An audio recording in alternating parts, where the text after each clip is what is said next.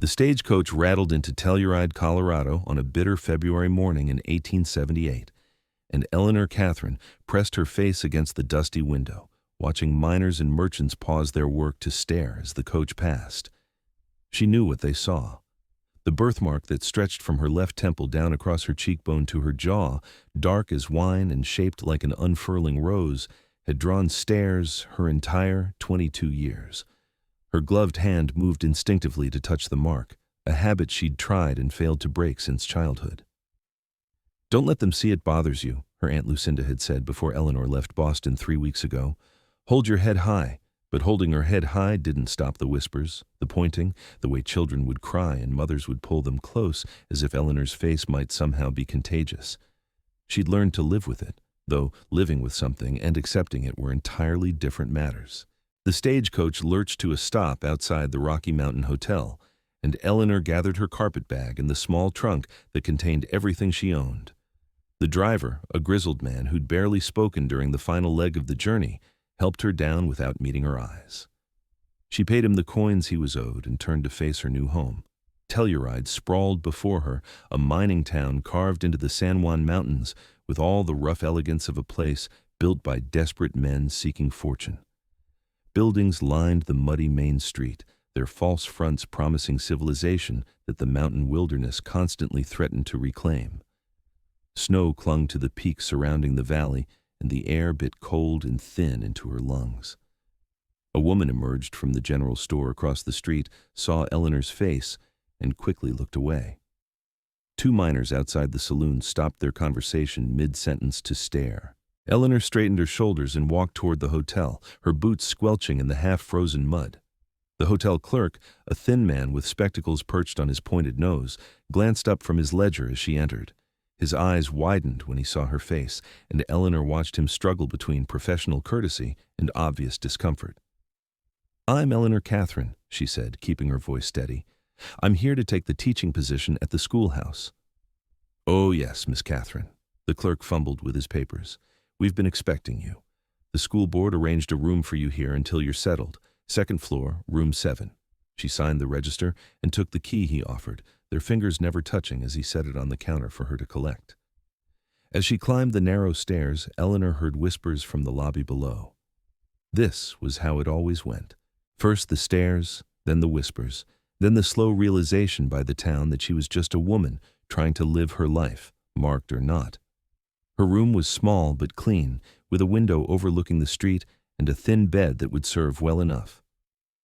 Eleanor unpacked her few belongings, hanging her 2 other dresses in the narrow wardrobe and setting her books on the bedside table.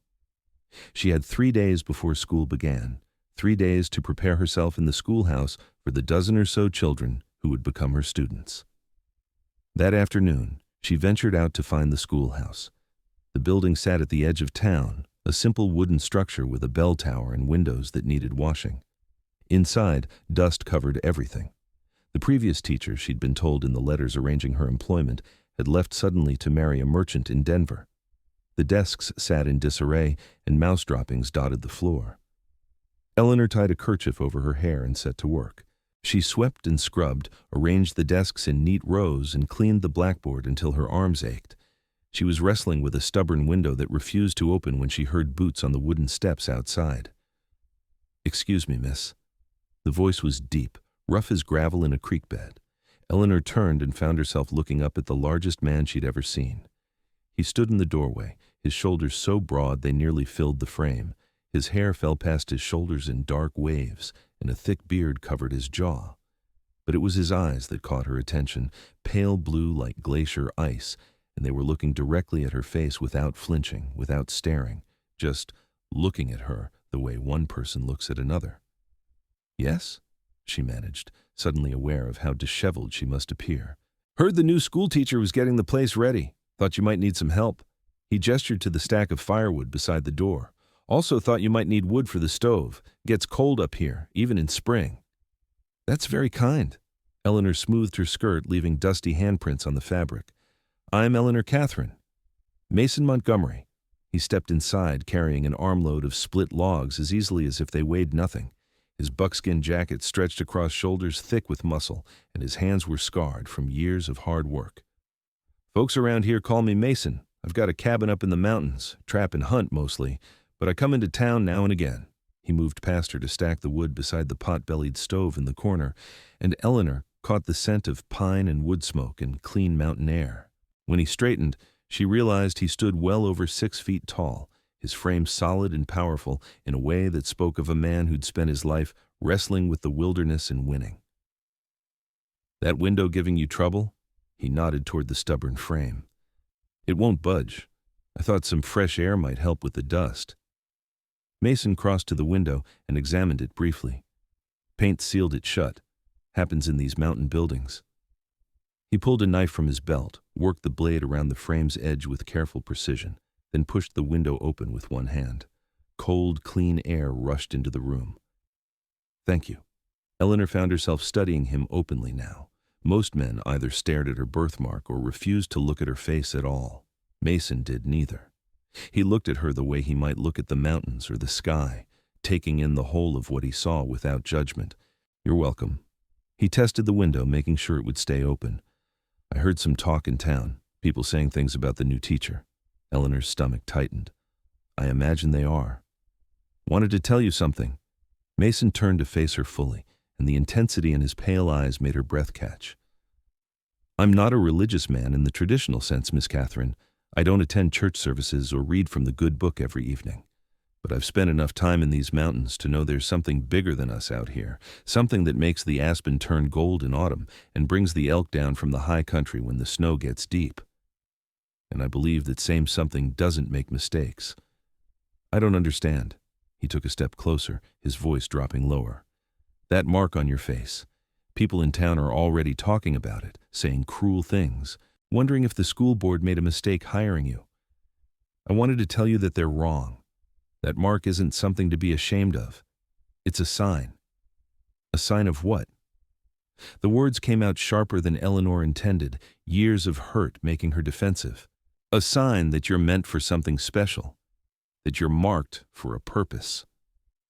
Mason's gaze never wavered. "I saw you when the stage came in this morning. I saw how you held yourself when people stared. Takes strength to face the world like that every day. Takes more strength than most folks will ever need." Eleanor felt heat rise in her cheeks, and for once it had nothing to do with shame. "You saw me arrive?" "I did. I was bringing furs to the trading post." He shifted his weight, suddenly seeming less certain. "I don't usually pay much attention to who comes and goes in town, but when I saw you, something told me to look. And when I saw your face, clear as anything, I thought, that's the most beautiful woman I've ever seen." No one had ever called Eleanor beautiful. Pretty, perhaps, when people were being kind and focusing on her dark eyes or her thick chestnut hair. But beautiful? Never. She opened her mouth to respond, but no words came. Mason must have realized he'd spoken too boldly because he took a step back. "I apologize, Miss Catherine. I've spent too much time in the mountains, forgotten how to talk to proper ladies. I should go." "Wait." The word escaped before Eleanor could stop it. "I could use help moving that desk?" She pointed to the teacher's desk, which sat at an awkward angle in the corner. Relief flickered across Mason's rugged features. Together, they repositioned the desk, and then he helped her move several of the student desks into better arrangement.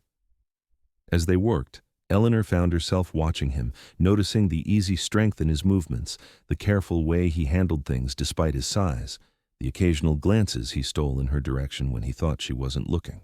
"Well, where did you come from?" Mason asked as he lifted a heavy bookshelf that Eleanor had been dreading trying to move. "Before Telluride, I mean." "Boston.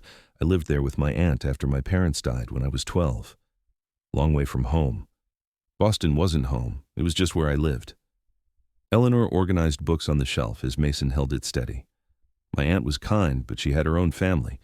I was always the niece who stayed too long, the one with the mark on her face that made people uncomfortable at social gatherings.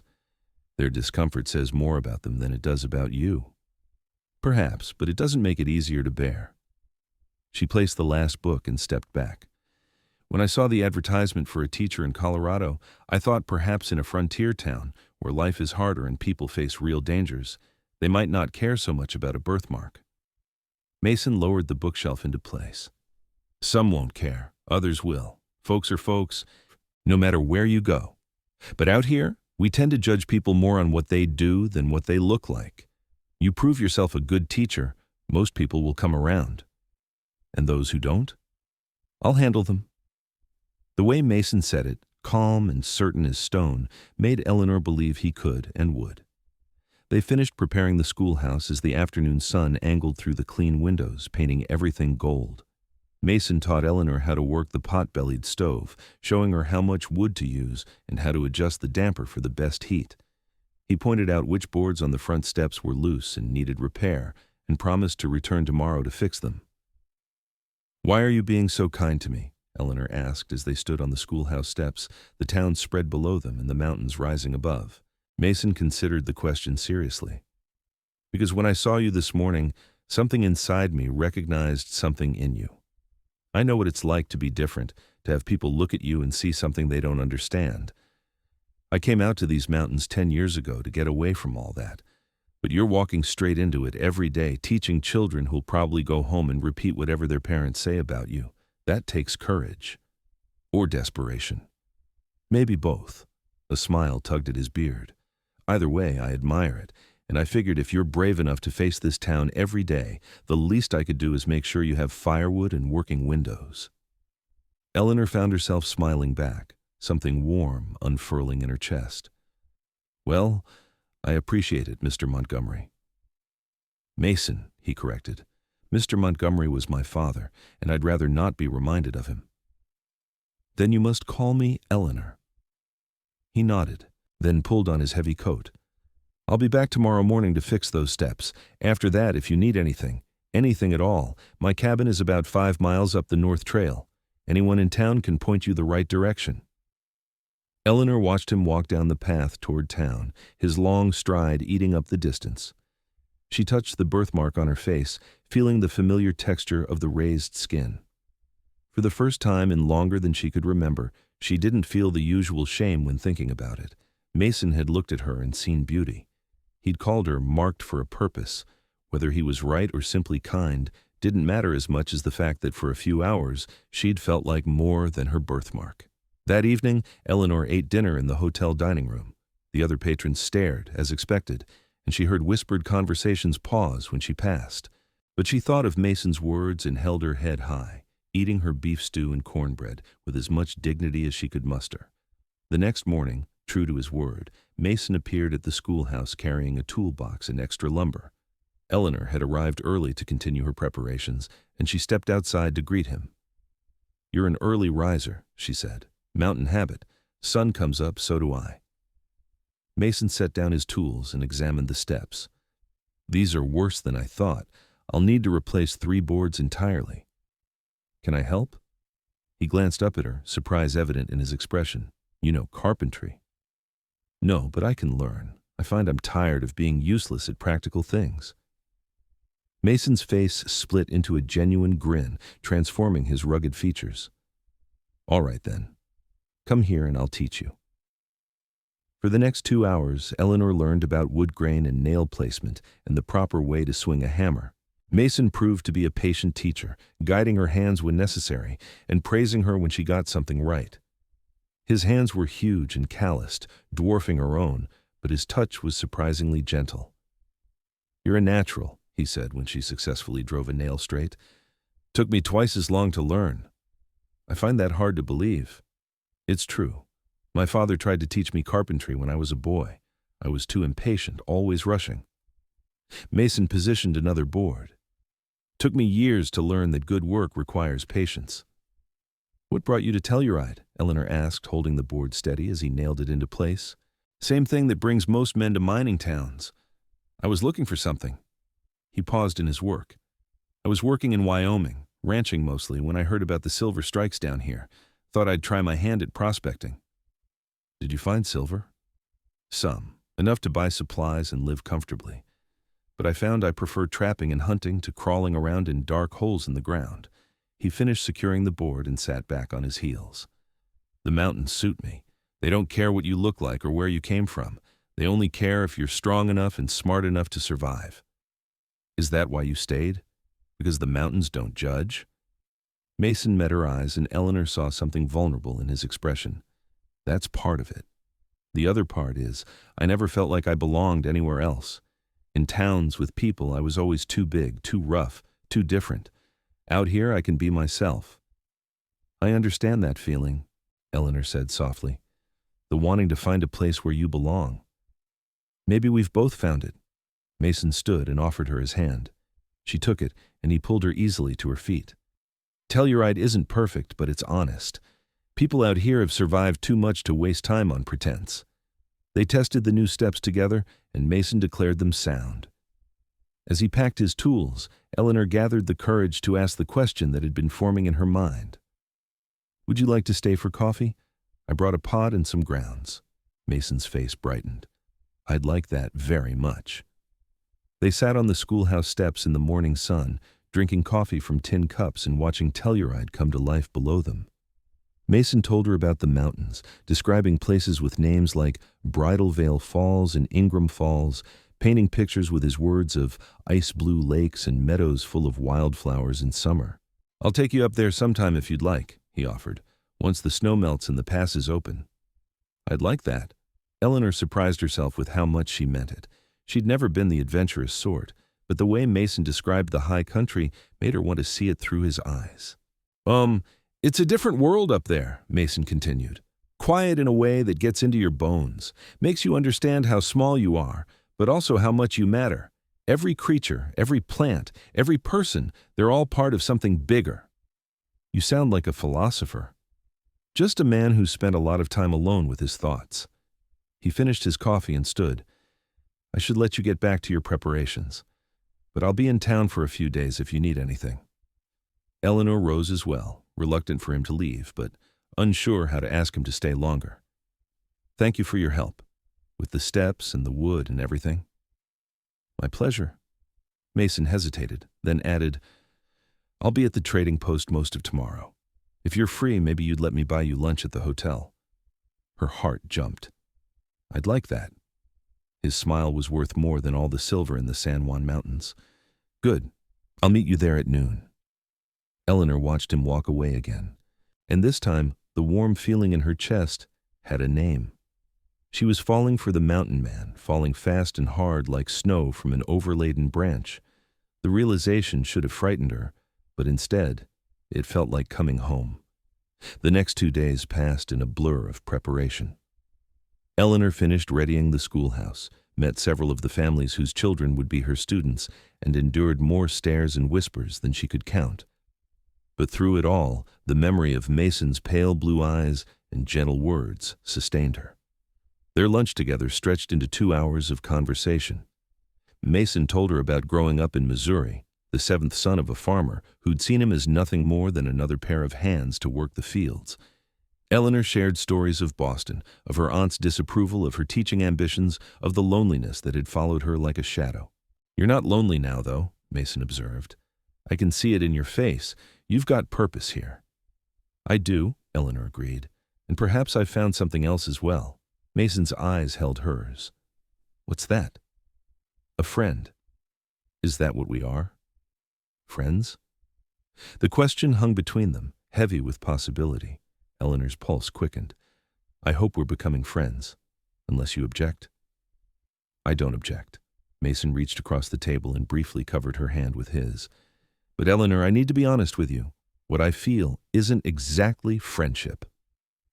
Before Eleanor could respond, a harsh voice cut through the dining room. Well, would you look at that? The marked woman's found herself a bear to keep her company. Eleanor turned to see a well-dressed man standing near their table, his face twisted with cruel amusement. 2 other men flanked him, all 3 watching with the casual cruelty of people who'd never known real hardship. Mason's expression went cold and dangerous. Thomas Brennan, still running your mouth like you run your father's mine poorly and into the ground. Now, Montgomery. I'm just making an observation. Brennan's eyes fixed on Eleanor's birthmark. Though I have to wonder what the school board was thinking, hiring someone so afflicted to teach our children. What if it's catching? Eleanor felt the familiar shame rise in her throat, but before she could speak, Mason stood. The movement was fluid despite his size, and suddenly he seemed to fill the entire room.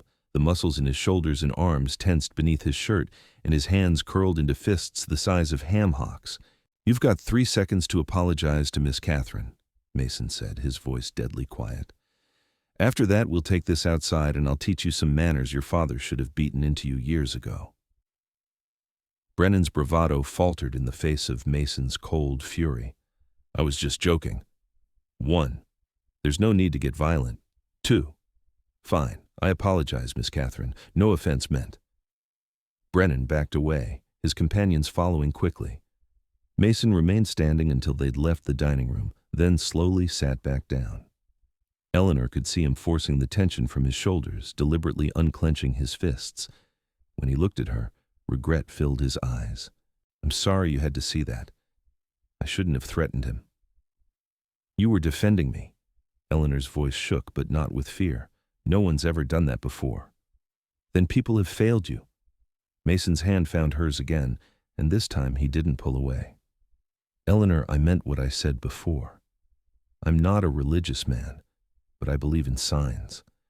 And I believe God, or fate, or whatever you want to call it, marked you for a purpose. Maybe part of that purpose was so I'd recognize you when I saw you." "Recognize me?" "As the woman I've been waiting for." He said it simply, as if it was the most obvious truth in the world. "I know it's fast. I know we've only known each other a few days, but I've lived long enough to know the difference between a passing attraction and something real. This is real." Eleanor's heart hammered against her ribs. Every logical part of her brain screamed that this was too fast, too much, too impossible. But her heart, the part of her that had been lonely for so long, recognized the truth in his words. "I feel it too," she whispered. "Since the moment you walked into the schoolhouse, I've felt it." Mason's thumb traced circles on the back of her hand. "I want to court you properly, Eleanor. I want to do this right. Let me take you to dinner, walks around town, up into the mountains when the weather clears. Let me show you how a man should treat a woman he intends to marry." "Marry?" The word escaped as barely a breath. "Eventually, if you'll have me. I know I'm not much. I live in a cabin and spend most of my time alone. I'm rough and I don't have fancy manners or polite conversation, but I would spend every day of my life making sure you know how precious you are, how beautiful, how strong." Tears pricked Eleanor's eyes, but they were good tears, the kind that came from joy rather than sorrow. "Yes," she said. "Yes, I'd like that very much." Mason's smile transformed his face from rugged to radiant. "Then it's settled? Eleanor Catherine, I'm courting you officially." That night, Eleanor lay in her narrow hotel bed and stared at the ceiling, her mind replaying every word, every gesture, every look from the past few days. She touched her birthmark, feeling it differently now. What if Mason was right? What if this thing she'd always seen as a curse was actually something else, something that had marked her for this moment, this man, this impossible, wonderful connection? Sleep came slowly, and when it did, Eleanor dreamed of mountains and glacier blue eyes, and hands strong enough to move boulders, but gentle enough to hold her heart. The next morning, school began. 12 children ranging from 6 to 14 filed into the schoolhouse, most of them staring openly at Eleanor's face.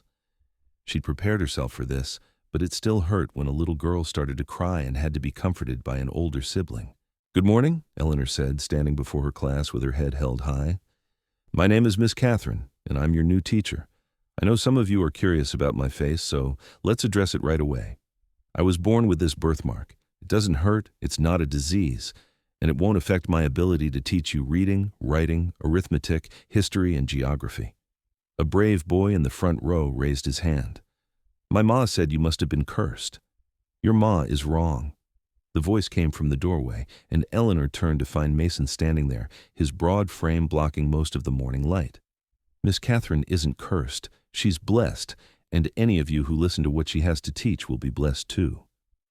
The children's eyes went wide at the sight of the mountain man. Mason nodded to Eleanor and left, but his brief appearance had the desired effect.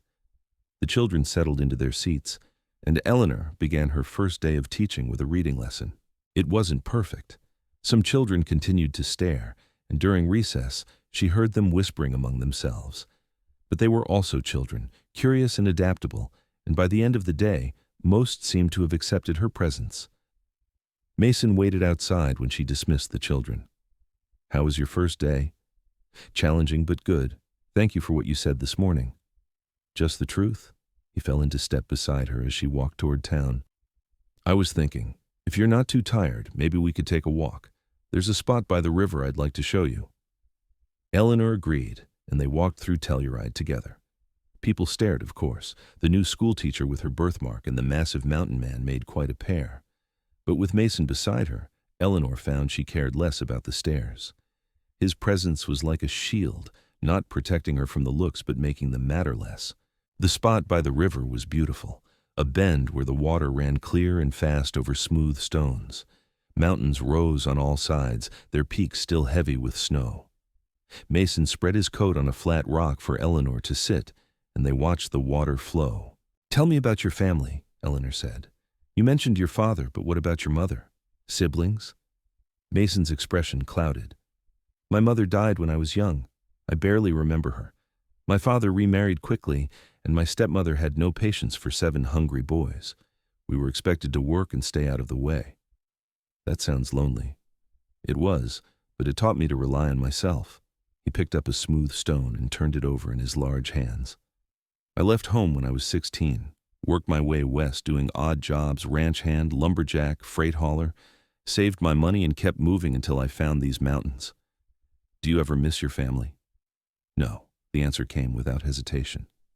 "They were people I shared blood with, but they weren't family, not in any way that matters." He looked at her intently. "Family is what you choose, who you build a life with. That's what I believe." Eleanor understood what he was really saying, and warmth spread through her chest. "I believe that too." They sat in comfortable silence for a while, listening to the river and the wind in the pines. Eventually, Mason spoke again. "Eleanor, I know people in town are already talking about us, about you being seen with me. I don't want to make your life harder." "You make my life better." She turned to face him fully. "Mason, I've spent my whole life worrying about what people thought of me. I've hidden, made myself small, tried to be invisible. But you see me, really see me. That's worth more than the good opinion of every person in this town." Mason's hand came up to cup her face, his thumb tracing the edge of her birthmark with infinite gentleness. "You're so beautiful it hurts to look at you sometimes. Not in spite of this mark, but with it. It's part of who you are, part of what makes you Eleanor." He leaned in slowly, giving her time to pull away if she wanted. Eleanor didn't want to. She closed the distance between them and kissed him, feeling the softness of his lips beneath his beard, the warmth of his hand against her face, the solid strength of him surrounding her. When they finally pulled apart, both breathing hard, Mason rested his forehead against hers. "I love you, Eleanor Catherine. I know it's too soon to say it, but I don't believe in wasting time. Life's too short and too uncertain. I love you, and I want you to know it." "I love you too." The words felt like flying, like being unmoored from everything that had ever held her down. "I love you, Mason Montgomery." They kissed again, and Eleanor felt the last of her walls crumble. This man, this rough, gentle, impossible man, had looked at her birthmark and seen beauty, had looked at her life and seen purpose, had looked at her heart and claimed it for his own. The next weeks passed in a blur of happiness Eleanor had never imagined possible. Mason courted her with the same intensity he brought to everything else in his life. He took her on walks through the mountains as the snow began to melt, showing her hidden meadows and crystal-clear streams. He brought her wildflowers and fresh meat from his hunts, teaching her how to cook game over an open fire. He sat in the back of her classroom sometimes, ostensibly helping repair broken desks or windows, but really just wanting to be near her. The town slowly adjusted to their courtship. Some people remained hostile, particularly Thomas Brennan and his circle of wealthy mine owners who saw Eleanor as beneath their notice and Mason as a wild man who should stay in the mountains where he belonged. But others began to accept them, especially as Eleanor proved herself a capable teacher and Mason's quiet strength won him grudging respect. One evening in early May, as purple twilight painted the mountains and the first stars emerged, Mason brought Eleanor back to the river spot. Wildflowers bloomed everywhere now, painting the meadows in brilliant colors. "I built my cabin by myself," Mason said as they sat on their favorite flat rock. Took me most of a year, working alone, but I wanted it perfect. I wanted it to be a real home, not just a place to sleep. It sounds wonderful. Eleanor had yet to see Mason's cabin, as propriety dictated she couldn't visit without a chaperone, and finding someone willing to accompany her into the mountains had proven difficult. It's missing something, though. Mason turned to her, and Eleanor saw nervousness in his face for the first time since she'd known him. It's missing you. Her heart began to pound. Mason reached into his coat pocket and pulled out a small wooden box. I made this. It's not fancy like what you'd get from a jeweler, but it's honest work. And it's from my heart. He opened the box to reveal a ring carved from a single piece of gold-veined quartz. The stone had been polished until it gleamed, and Mason had somehow shaped it into a perfect circle. Eleanor Catherine, will you marry me? Will you share my cabin and my life? Will you let me spend every day proving that you're the most precious thing in my world? Tears streamed down Eleanor's face, running over her birthmark and dripping from her chin. Yes. Yes, 1,000 times yes. Mason slipped the ring onto her finger. It fit perfectly. Then he pulled her into his arms and kissed her with such tenderness that Eleanor felt like she might break apart from the sheer beauty of it. Stop. I'll build us a bigger cabin, Mason said when they finally broke apart. One with a real bedroom and a study where you can prepare your lessons. I'll install proper windows and a good stove. I'll make it worthy of you. It already will be worthy because you'll be there. Eleanor admired the ring on her finger, marveling at how the quartz caught the fading light. When should we marry? As soon as possible, tomorrow if you'd let me. Mason grinned at her expression. But I know you'll want to do it properly. What about 3 weeks from now? That'll give people time to adjust to the idea and for us to make arrangements. 3 weeks sounds perfect. They walked back to town hand in hand, and Eleanor felt like she was glowing from the inside out. When they reached the hotel, Mason kissed her goodnight with exquisite gentleness, his large hands framing her face like she was something infinitely precious. Sleep well, my beautiful Eleanor. Dream of our life together. I will. I love you, Mason. I love you too, more than all the mountains and stars combined. Eleanor climbed the stairs to her room in a daze of happiness. She sat on her bed and stared at the ring, still hardly believing this was real. She'd come to Telluride expecting loneliness and struggle. Instead, she'd found love beyond her wildest dreams with a man who saw her not as damaged or marked, but as beautiful and whole. The next morning, Eleanor announced her engagement to the school board.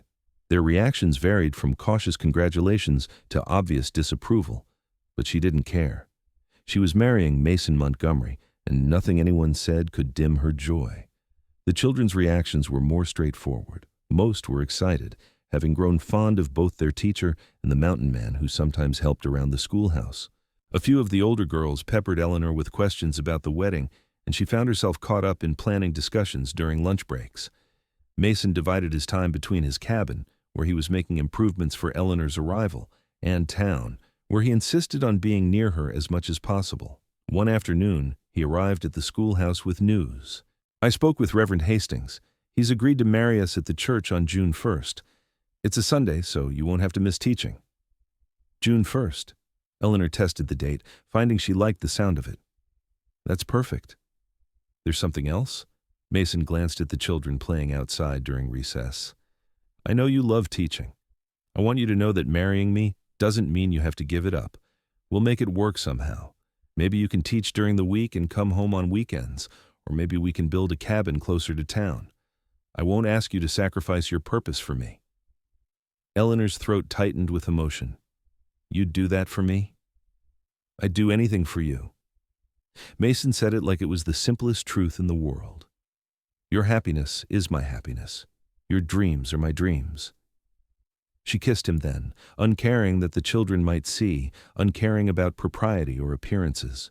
This man loved her wholly and completely, birthmark and all, and she would spend the rest of her life loving him back with equal intensity.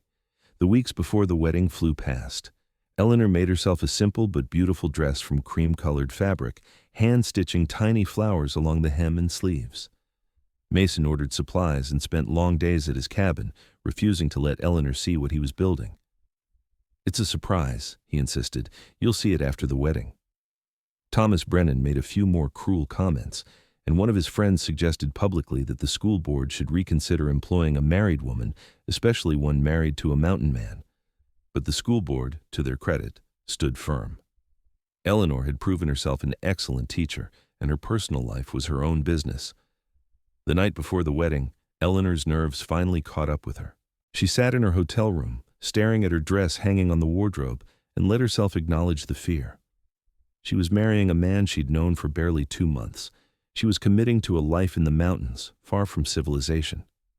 What if she'd made a terrible mistake? A knock on her door interrupted her spiraling thoughts.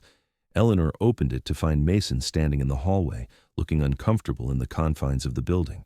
"I know I shouldn't be here," he said, "but I couldn't sleep knowing you were so close. Can we talk?" Eleanor glanced down the empty hallway and pulled him quickly inside. "If anyone sees you here, there'll be a scandal. Then we'll be scandalous together." Mason took her hands in his. "Eleanor, are you having second thoughts? Tell me the truth." "I'm scared," she admitted. "Not of you, never of you, but of the unknown, of whether I'm strong enough for the life you lead." "You're the strongest person I know." Mason pulled her close, wrapping his massive arms around her. "But Eleanor, if you're not ready, we can wait. We can have a longer engagement. I'd rather wait a year and know you're certain than rush you into something you're not ready for." Eleanor breathed in his scent, felt the solid warmth of him, and realized her fear had nothing to do with Mason and everything to do with old wounds that hadn't fully healed. She'd spent so long believing she wasn't worthy of love that accepting it felt dangerous. "I'm not having second thoughts about you," she said, pulling back to look at him. "I'm having second thoughts about whether I deserve you." Mason's expression shifted from concern to understanding. He cupped her face gently, his thumbs tracing her birthmark. "Eleanor, do you know what I see when I look at this mark?" "What?" "I see the hand of God. I see a sign put there so I would recognize you in a crowded world. I see beauty and uniqueness and proof that you were made special." His voice dropped to a whisper. "I see the map that led me home." Eleanor's doubts crumbled like sand castles before the tide. "Kiss me," she said. "Kiss me and make me believe I'm really this lucky." Mason kissed her with such tender passion that Eleanor forgot about fear and doubt and everything except the taste of his lips and the strength of his arms. When they finally broke apart, both breathless, she knew with absolute certainty that tomorrow couldn't come fast enough. "You should go," she said reluctantly, "before someone finds you here and forces us to elope." Mason grinned. "Would that be so bad? I want the wedding. I want to stand in front of the whole town and pledge myself to you. I want everyone to see that the woman with the birthmark found a man who thinks she's beautiful. Not just thinks, knows." Mason kissed her once more, quickly, then slipped out into the hallway. "I'll see you tomorrow at the church. Don't be late." "I won't." Eleanor touched the ring on her finger. "I love you, Mason. I love you too, forever." The wedding day dawned bright and clear, the kind of perfect June morning that only happens in the mountains. Eleanor dressed carefully, her hands steady despite her racing heart. She looked at herself in the mirror and saw not just the birthmark but the whole woman. The teacher who'd traveled across a continent to find her purpose. The bride about to marry the love of her life.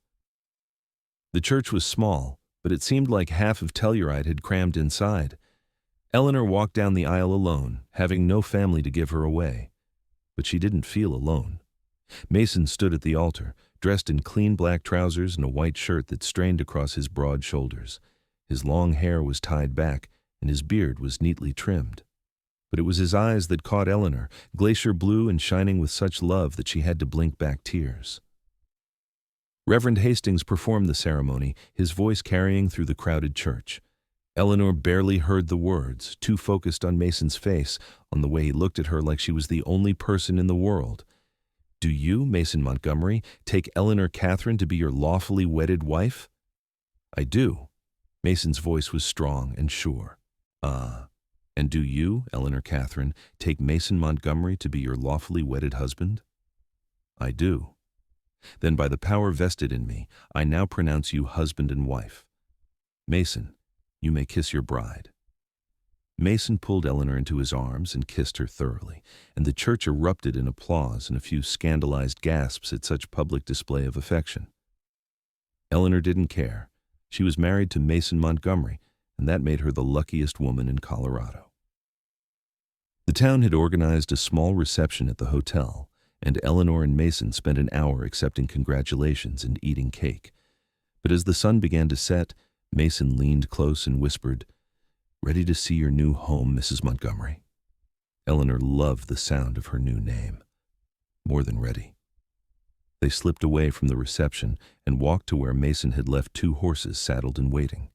He helped Eleanor mount, then swung easily onto his own horse. "It's about an hour's ride," he said, "but the trail's good and the moon's rising. We'll have plenty of light." They rode out of Telluride as stars began to emerge overhead. Mason led the way up a well-worn trail that climbed steadily into the mountains. The air grew cooler and thinner, scented with pine and wildflowers. Eleanor breathed deeply, feeling like she could finally fill her lungs completely. "Almost there," Mason said as they crested a ridge. The cabin sat in a small clearing surrounded by towering pines and aspens. It was bigger than Eleanor had expected, built from solid logs and featuring a covered porch and real glass windows. Smoke curled from the stone chimney, and warm light glowed through the windows. "Mason, it's beautiful." He helped her dismount and took her hand. "Wait until you see inside." The interior took Eleanor's breath away. Mason had built a main room with a large stone fireplace, comfortable furniture including a rocking chair and a table big enough for a family. A separate bedroom featured a real bed frame with a thick mattress and quilts. But what made Eleanor's eyes fill with tears was the study he'd built, a small room with a desk, bookshelves, and a window overlooking the clearing. "For your teaching preparations," Mason said quietly, "and for whatever else you want to do. Writing, reading, just thinking. It's your space." Eleanor turned and threw her arms around him. "It's perfect. You're perfect. All of this is more than I ever dreamed possible." Mason lifted her easily and carried her to their bedroom. "Then let me spend the rest of my life making your dreams come even bigger." That night, Eleanor gave herself completely to her husband, and he to her. Mason was gentle despite his size and strength, worshiping every inch of her body with his hands and mouth and words. He traced her birthmark with kisses, called her beautiful until she believed it in her bones, and showed her physical love she'd never imagined possible. Afterward, as they lay tangled together in the moonlight streaming through the window, Eleanor felt more whole than she'd ever been. Mason's arms surrounded her, his heartbeat steady against her back. "I need to tell you something," Eleanor said softly. "Something I've never told anyone." "You can tell me anything." Mason's voice rumbled through his chest. "When I was younger, maybe 13 or 14, I thought about ending my life. The stares, the cruelty, the loneliness, it felt like too much to bear." Eleanor felt Mason tense behind her but pressed on. "I didn't do it, obviously. But there were days when I wanted to. Days when I thought the world would be better off without the girl with the marked face." Mason's arms tightened around her. "Eleanor, I'm telling you this because I want you to understand how much you've changed my life. You don't just love me, Mason. You've made me love myself. For the first time in my life, I look in the mirror and see someone worthy of happiness and love and all the beautiful things this world has to offer." Mason turned her gently to face him, and Eleanor saw tears tracking down his rugged face. "You've always been worthy. Always. The world was just too blind to see it. You see it, though. You saw it from the first moment, because God marked you for me. I told you that the day we met, and I meant it." Mason kissed her birthmark reverently. "This mark is sacred to me, Eleanor. It's the sign that led me to my soulmate." They made love again, slower this time, savoring every touch and kiss and whispered declaration. And when Eleanor finally fell asleep in her husband's arms, she dreamed not of the past but of the future, stretching bright and beautiful before them. The next months established a rhythm to their lives. Eleanor continued teaching, staying in town during the week in her hotel room and returning to the cabin on weekends. It wasn't ideal, but it worked. Mason spent his weeks trapping and hunting, bringing his furs and meat to town on Fridays to sell and collect his wife. Their weekend reunions were joyous, filled with love and laughter and long conversations by the fireplace. Summer turned to autumn, and the aspen trees transformed the mountains into seas of gold. Mason took Eleanor on long rides to his favorite places, teaching her to read the wilderness the way he did. She learned to identify animal tracks, predict weather changes, and navigate by the stars.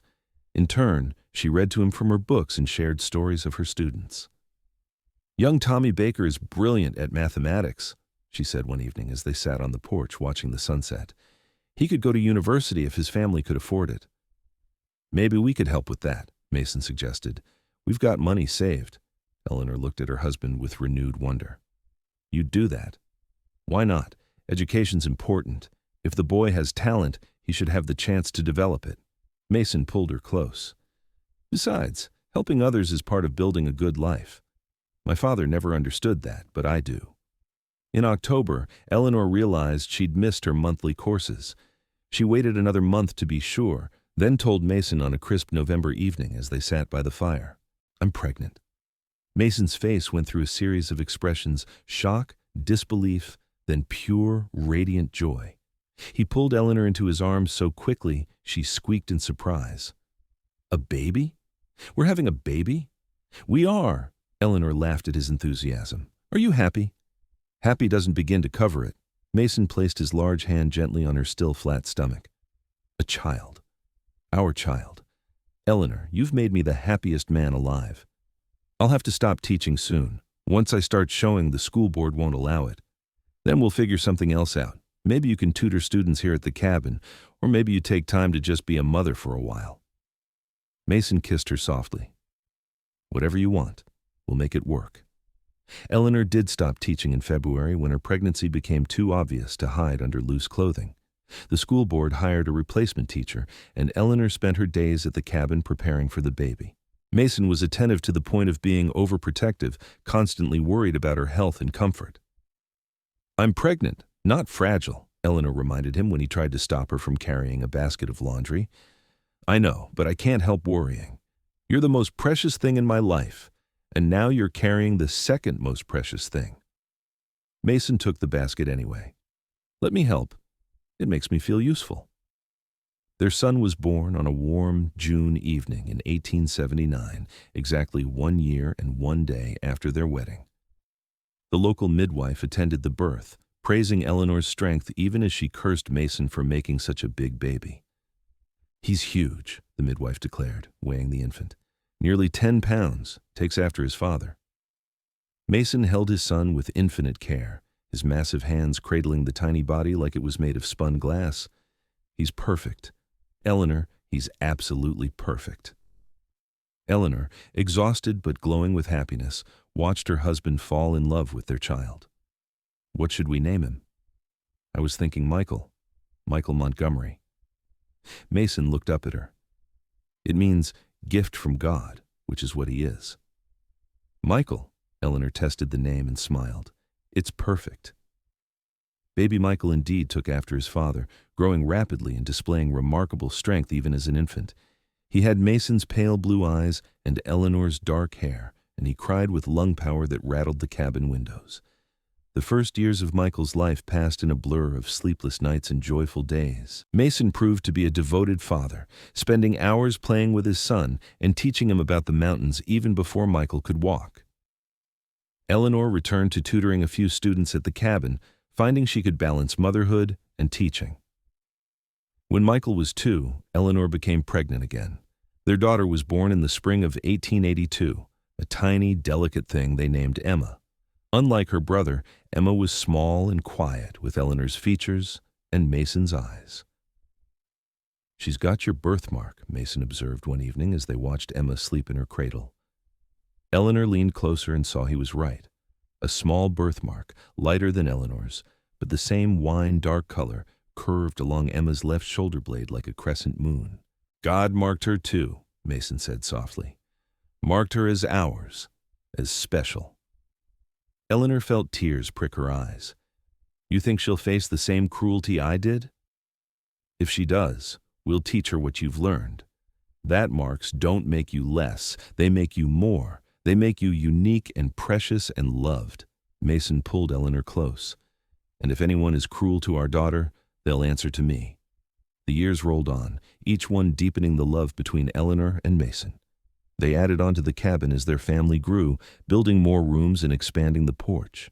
Mason's trapping business thrived, and Eleanor's tutoring brought in steady income. But more than money or possessions, they built a life rich in love and purpose.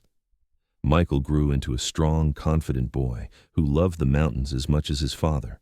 Emma was quieter, but equally brave, and she showed her mother's aptitude for learning.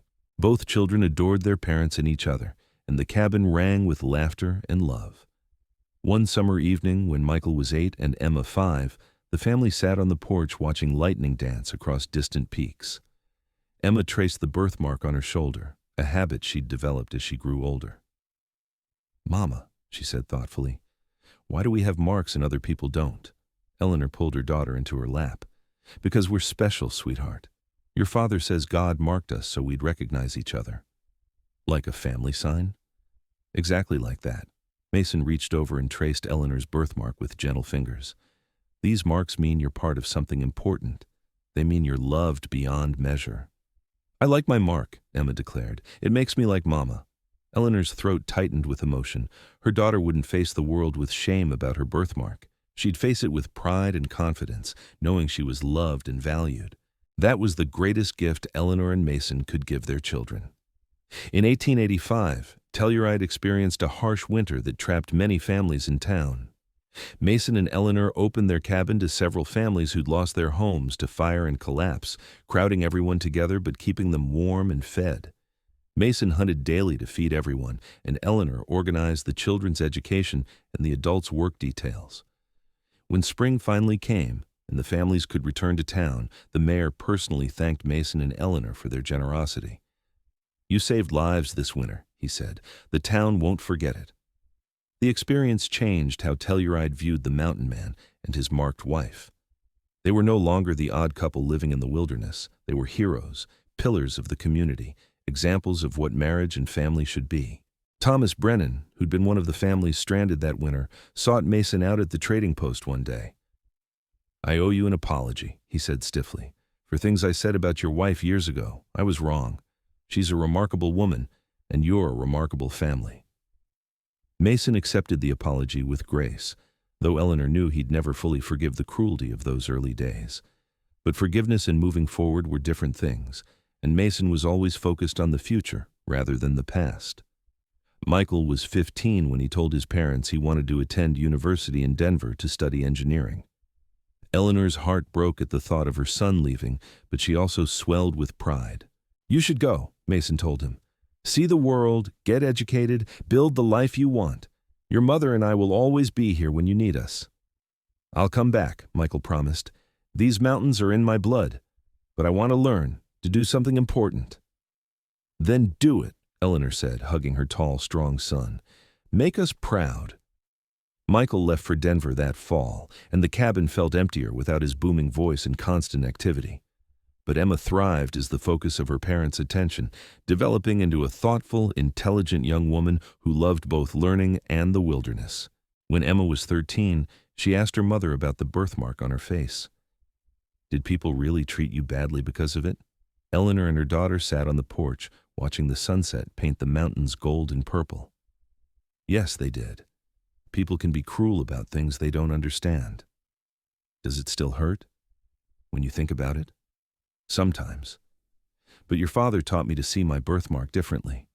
He taught me it was a mark of purpose and destiny, not shame." Eleanor touched Emma's shoulder where her birthmark lay hidden beneath her dress.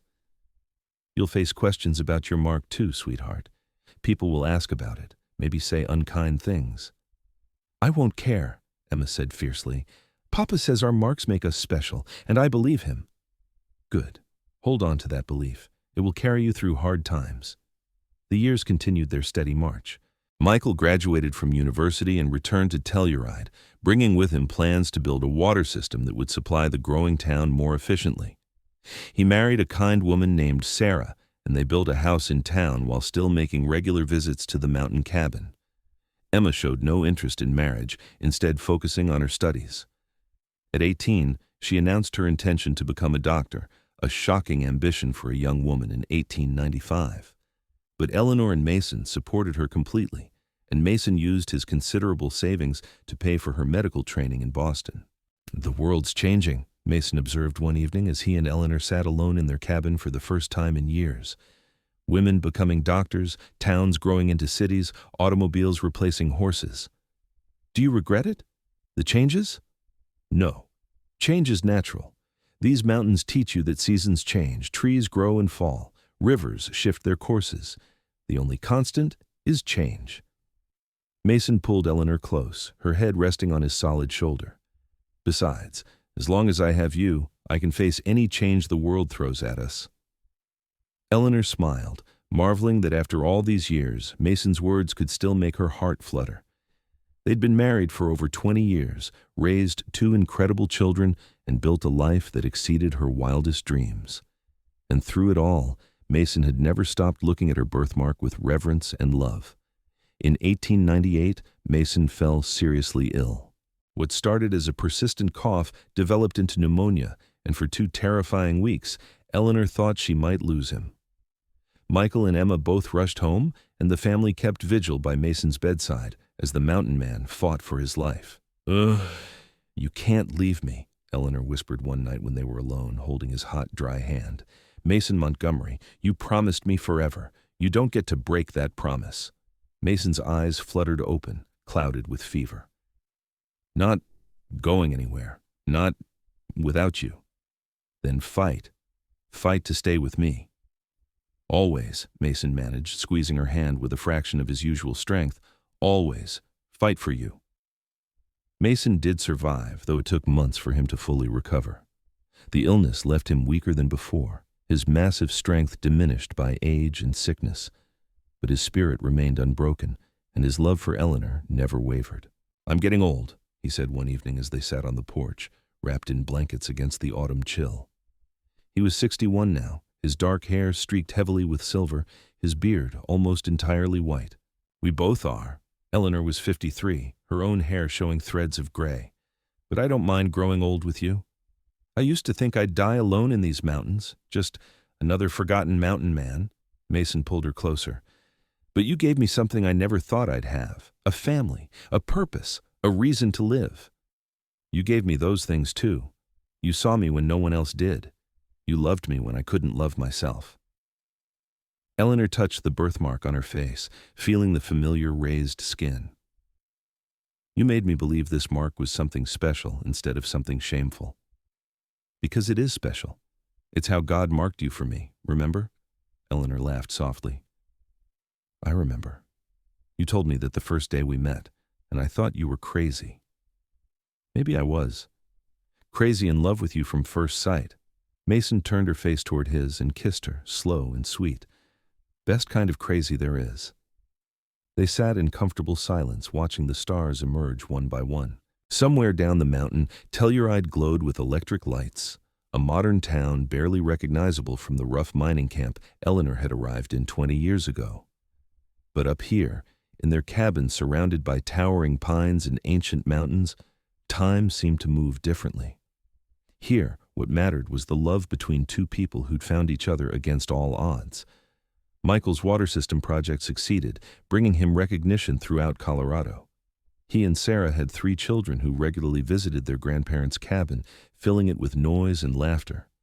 Emma completed medical school and opened a practice in Denver, specializing in treating patients whom other doctors ignored: the poor, the marked, the different. She never married, dedicating her life to healing instead, but she remained close to her parents and visited often. In 1902, Mason and Eleanor celebrated their 24th wedding anniversary. Michael and Sarah hosted a party in town, inviting what seemed like half of Telluride. People came from throughout the county to honor the mountain man and his wife, the couple who'd shown everyone that love transcends appearance and prejudice. Mayor Harrison, who'd replaced the previous mayor 5 years ago, gave a speech praising Mason and Eleanor's contributions to the community. "They've shown us what true partnership looks like," he said, "what it means to build a life based on love and respect. And they've raised 2 remarkable children who are making the world better in their own ways." Eleanor stood beside Mason, his arm around her waist, and looked out at the crowd. Some of these people had stared at her birthmark with disgust 24 years ago.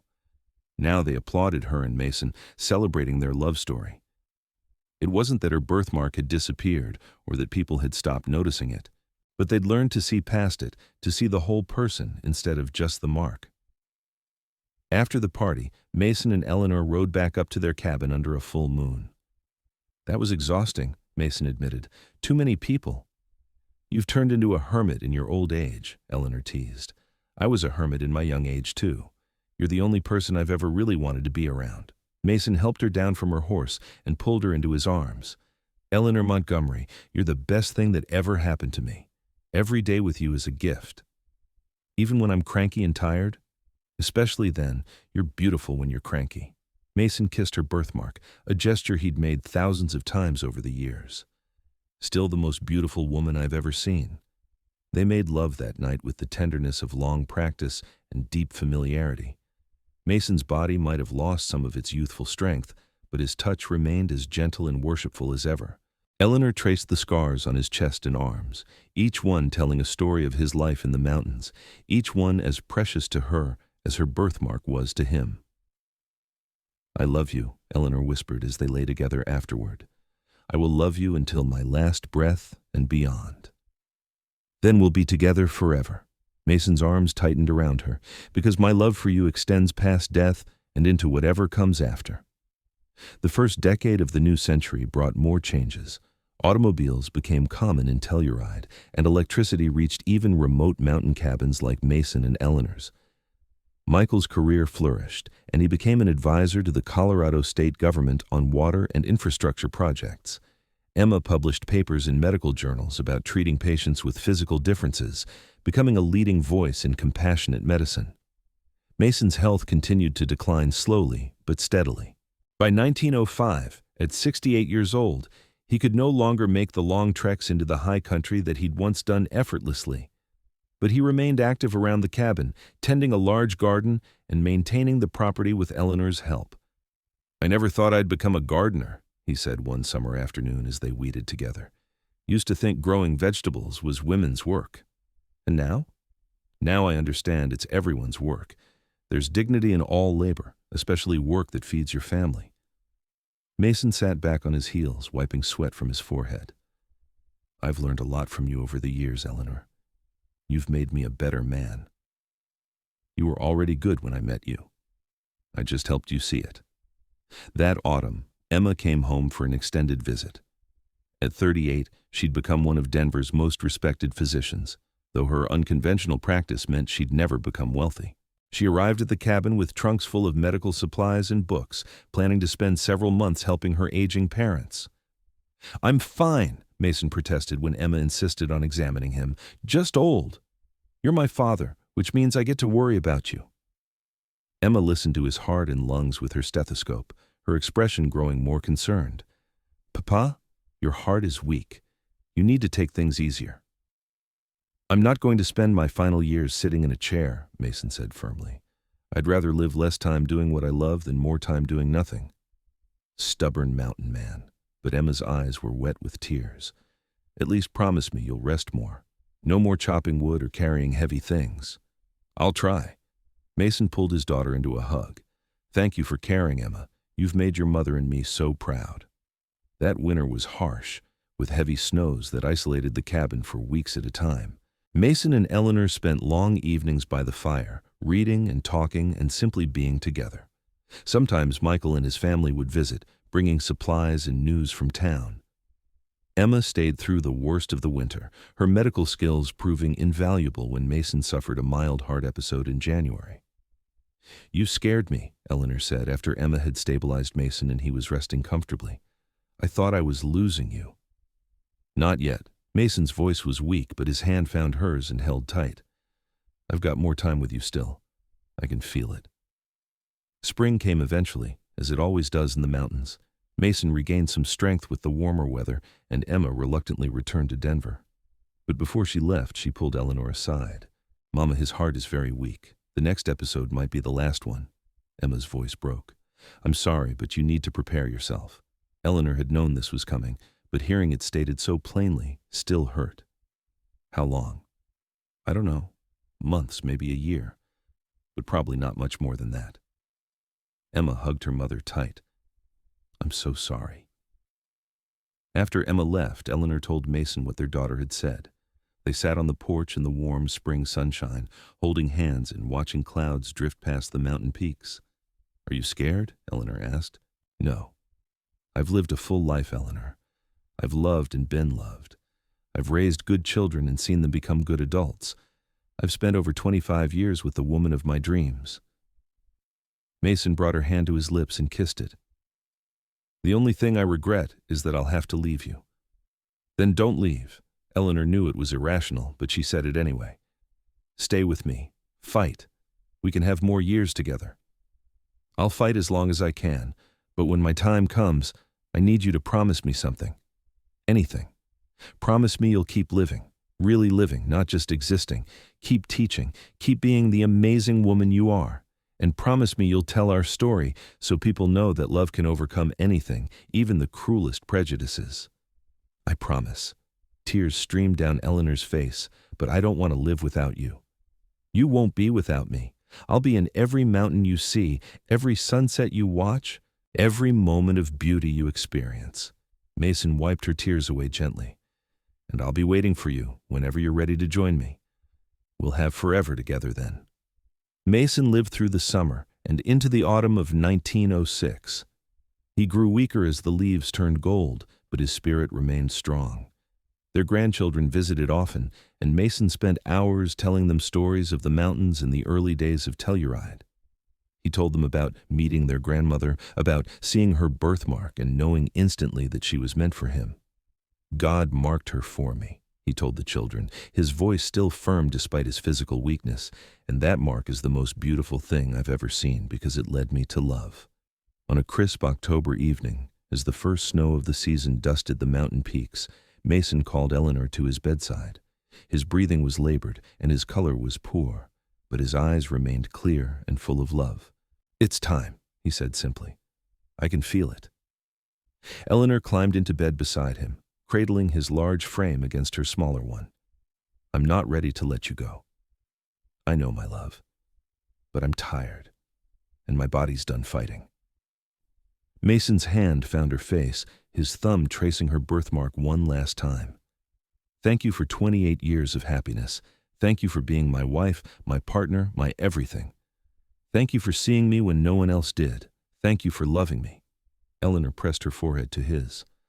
I'll love you forever, Mason Montgomery, in this life and whatever comes next. Forever, Mason agreed. His breathing grew shallower. Take care of our children. Tell them their old man loved them beyond measure. They know, we all know. Mason smiled, and then his eyes closed. His breathing stopped, gentle as a sigh, and Eleanor felt his spirit leave like a bird taking flight. She held him as the sun set behind the mountains, painting the sky in shades of gold and purple and red, as beautiful as the birthmark he'd loved so much. Michael and Emma arrived the next day, summoned by a neighbor who'd seen smoke signals Eleanor had sent up.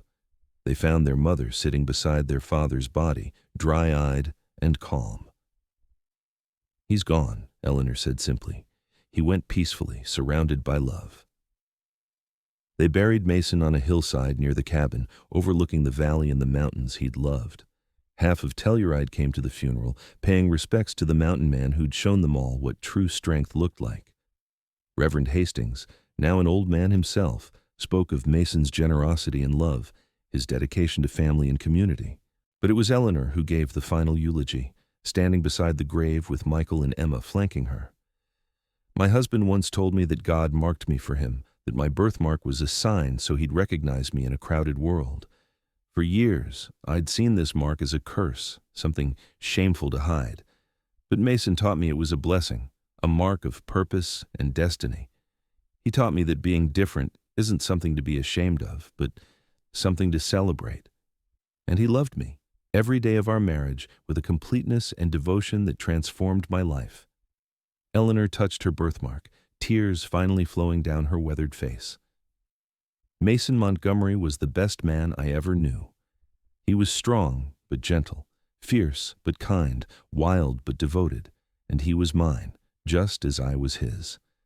I will miss him every day for the rest of my life, but I will not despair, because I know he's waiting for me in whatever comes next. And when my time comes, I'll find him again. Guided by this mark he loved so much. The years after Mason's death were difficult. Eleanor moved into town to be closer to Michael and his family, though she kept the cabin and visited it often. She resumed tutoring, teaching children and adults alike, and became known as one of Telluride's most respected educators. She wrote down her and Mason's story, just as she'd promised, creating a manuscript that Emma eventually published in 1912 to wide acclaim. The book, titled Marked for Love, told their story honestly, the cruelty Eleanor had faced, the instant connection she'd felt with Mason, their courtship and marriage, their years together raising children and building a life. It became popular throughout the West, inspiring other people who felt different or outcast to believe they too could find love and acceptance. Emma never married, but she became a pioneering physician, opening clinics throughout Colorado specifically designed to treat patients with birthmarks, scars, and other physical differences.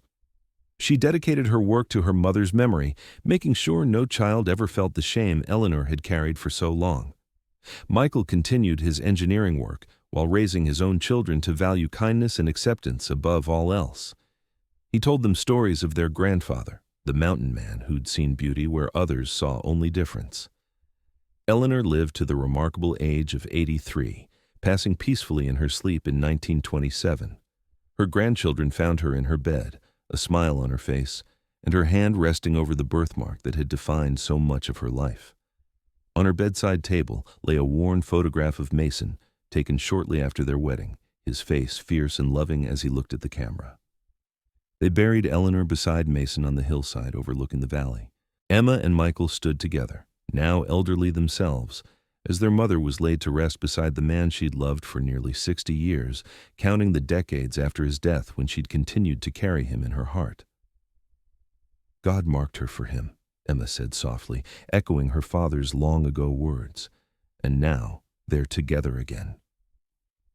The cabin still stands in the mountains above Telluride, maintained by descendants of Mason and Eleanor Montgomery. Visitors come from throughout the country to see where the famous love story took place, to stand on the porch where Mason and Eleanor watched countless sunsets, to feel the presence of a love that transcended prejudice and time. And on summer evenings, when the light hits the mountains just right and the wind whispers through the pines, some say you can still see them there, the mountain man with shoulders broad as a bear and the woman with the birthmark like a rose across her face, sitting together and watching the sun paint the world in colors as beautiful and varied as love itself. Their story became legend in Telluride and beyond, passed down through generations as proof that true love sees beyond surface appearances to the soul beneath. Teachers still tell their students about Eleanor Catherine, the brave woman who traveled across a continent and found not just a home, but a destiny. Parents tell their children about Mason Montgomery, the gentle giant who looked at a birthmark and saw beauty and purpose. And sometimes, when a child is born with a birthmark or scar or some other difference that makes them unique, their parents remember the story and whisper to their baby, "You're marked for something special. You're marked for love." Because that's what Mason and Eleanor taught the world, that our differences don't diminish us. They're the very things that make us recognizable to those meant to love us. The birthmark that Eleanor once tried to hide became a symbol of hope and acceptance, proof that what the world calls imperfect might actually be exactly right. And two souls marked for each other found their way home, building a love story that would inspire generations long after they were gone. In the end, Mason was right all along. God had marked Eleanor for him, placed a sign on her face like a beacon drawing him across time and distance to find her. And in finding each other, they'd discovered something more valuable than all the silver in the San Juan Mountains. They'd found a love that transformed shame into pride, loneliness into belonging, and two separate souls into one eternal partnership. Their legacy lived on not just in their children and grandchildren, but in every person who heard their story and learned to see themselves differently, to recognize that being marked, being different, being unique wasn't a curse, but a calling. It was the very thing that made them special, that made them recognizable to those meant to love them. And so the story of the mountain man and the woman with the birthmark across her face became more than just history. It became hope, woven into the fabric of a town and a time, proving that love really can conquer all, that true vision sees beyond surfaces to the sacred soul beneath, and that sometimes the marks we carry are exactly what we need to find our way home to the love we were always meant to receive.